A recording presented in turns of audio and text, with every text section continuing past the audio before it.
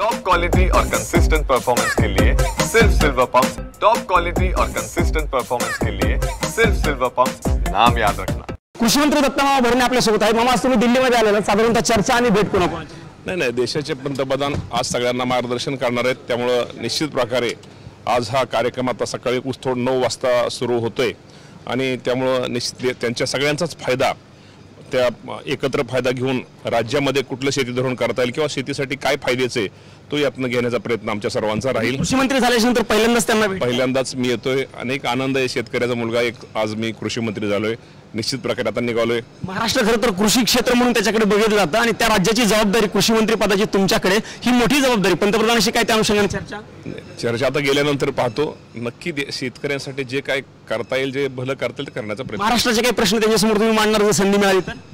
100% मांडणार। एक शेवटचा प्रश्न, मागच्या काही काळापासून कृषी मंत्री पद वादात होतं, त्यानंतर आज तुमच्याकडे तुम्ही दिल्लीमध्ये येत आहे, त्या सगळ्या अनुषंगाने तुम्ही कसं बघता?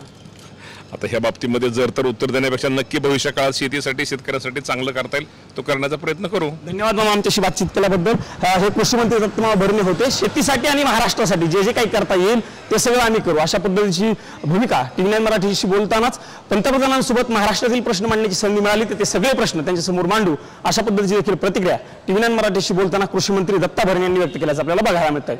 Cameraman Rakesh Kumar sir, Pramod Jagtap, TV9 Marathi, नवी दिल्ली।